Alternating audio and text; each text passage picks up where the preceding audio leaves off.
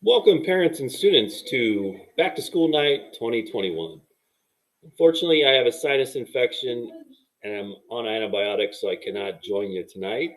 But I'm making this video, and hopefully, this can show you what goes on in our classroom and give you some ideas on how your student, your son or daughter, can do well in the class this year. I hope you enjoy it. All right, so I'm gonna go over this syllabus here with you guys real quick, and I can go over everything. If you click on the other QR code on the sign on my door, it'll give you a link to this syllabus. So if you need it, I can also send one with your son or daughter home. But biology, of course, is the study of life. So it's going to teach the students about living things like plants and animals, bacteria, and also the life processes that happen within the bodies of those living things. The most important thing for you parents and students is here is my contact information. Uh, Calling me is fine, but obviously when I'm at school during the day, I'm with students, so it's probably not the best way to get a hold of me. But you can do that, or the best way is to email me, kurt.aroso@tulare.k12.ca.us. And if you want to talk over the phone, send me an email and we can find a good time to talk over the phone. All right, required classroom materials. Not going to need most of this stuff because I have writing utensils for the students. I have college ruled paper. I have binders. The main thing they're going to need is the Chromebook and charger every single day. Now, down here with the grading, I want to highlight here something here at the bottom. If a student is within 1%, and sometimes I'll go up to 2%, of a higher letter grade, his or her grade will be bumped up if that student shows good work habits, citizenship, etc. So if they have, say, a 58.5 or a 59%, usually that's an F. But if they show good citizenship and show some good work habits, that grade can be bumped up from 59 to a 60, which would be a D minus, or from like 68.5 to 70 to give a C minus. Same thing with a B minus and an A minus. Breakdown of points for this class: 40% of the grade will be exams. 20, and exams can be kind of difficult. Exams are going to be basically the only thing that the students will be doing individually in my class. Quizzes, 20%, and those are usually much easier.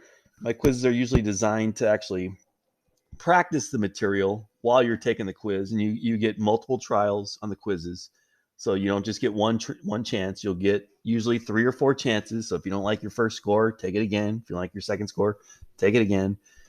And usually by the third or fourth, they'll have a grade that they're satisfied with.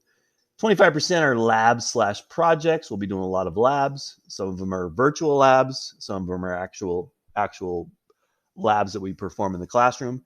And then 15% of their grade will be classwork/homework. Pretty much, if you take advantage of class time during my class, you should not have hardly any homework. Usually it'll be like a 10-minute video to watch or maybe study. But most of the work, the vast majority of the work, should be done during. As I just mentioned, the only thing that the students will have to do individually in class are the exams. Virtually every homework assignment, lab project, and even some quizzes are all done in groups. So in my class, the students are allowed to pick their own groups. I can adjust them as I see fit. If the groups aren't really working out, I do make adjustments.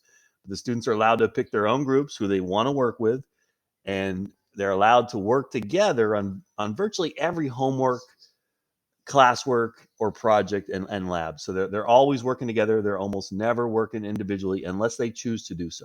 And back to the syllabus: late/makeup work, extra credit. As a general rule, late work is not tolerated. So even 1 day late may lose up to half credit. Now the good news is I'm I don't grade things right away. So if something's due on Monday or Tuesday, I'm not going to grade it until the weekend. So if it's 1 day late, it's really almost a week late. So, and I usually don't drop half. I don't go to 50%. It's usually 10% a day. So, and then it bottoms out at 50%. So if they turn in an assignment 2 weeks late, as long as we're in that unit. Once we move on to a different unit, now I can no longer accept that assignment late. But if we're still in that unit, they're going to get at least 50%. Extra credit, I give a ton of extra credit, but it's sporadically throughout the units. You can get extra credit for turning in exceptional work, turning in something early, going above and beyond what the normal students will do. But I do not give extra credit at the end of a semester just for the sole purpose of raising a student's grade. So you got to get the extra credit as you go through the semester. You can't get a big chunk of extra credit at the end to make up for a lot of missing work. And just a couple more things on the syllabus. One thing, technology. When we're taking exams, almost all of our tests are all on the computer these days. So obviously, when you're taking a test, no other websites or apps may be open during the entire testing session. This includes cell phones as well. The reason for this should be obvious. If they allowed me to take medical exams with my cell phone, yeah, I would pass and I'd be able to be a doctor. But you're really not supposed to be able to use things like Google when you're taking exams, because obviously an exam is a measure, it's a test to show how much of the information you remember. And if you use Google, the test is basically kind of worthless. We do have classroom pets, which I'm going to go over here in a second. And biology RTI. This really isn't C minus, because if it was C minus, there would be a ton of students in biology RTI all year. It's usually F. If you have an F, you can be assigned to mandatory lunchtime RTI. And then basically that is your son or daughter will have to come in to my room or another biology teacher's room and get all their assignments done. And they'll have to keep doing that at lunch until their grade improves to at least a D minus. So that's one thing. Mandatory lunchtime RTI. And you will get a notice if your son or daughter is put into mandatory lunch RTI. Now moving back to the class pets. Here we have the marine or saltwater aquarium. Right there you can see 2 clownfish. You got the orange clownfish like Nemo. You got his buddy, the black clownfish. They're both the same species. And then you can also see there's a puffer fish. He's a little saddleback puffer. There's another little tiny blue guy. Somewhere he's a goby.